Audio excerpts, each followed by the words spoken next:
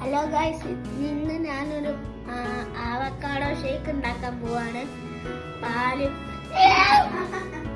ഇതാണ് കൊരു ഗൈസ്. ഇത് എടുത്തിട്ട് ഫസ്റ്റ് നമ്മൾ കളയണം. ബട്ടന്റെ എലിന്റെ വാറ്റിന്റെ സാധനമാണ്. എന്നിട്ട് ഇത് നമ്മൾ ശ്രദ്ധിച്ചിരിക്കണം. Very good.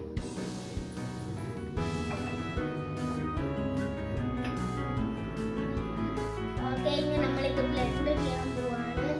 3, 2, 1 ഗോ. അല്ല, ഇത് മുറക്ക് തന്നെ പിടിക്കണം, ഇല്ലെങ്കിൽ ഇവിടെ എല്ലാം നിറച്ച് പോയിക്കണം.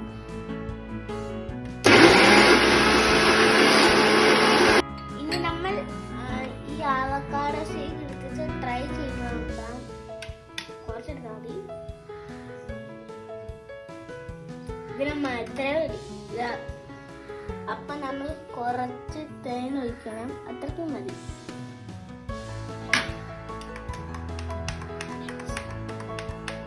ലാസ്റ്റ് നമുക്ക് ട്രൈ ചെയ്ത് നോക്കാം. മധുരമുണ്ട്. പിന്നെ നമ്മുടെ നട്ട്സ് എടുത്തിട്ട് ഇതിന്റെ മുകളിൽ ഇത് ഇങ്ങനെ ഇടണം.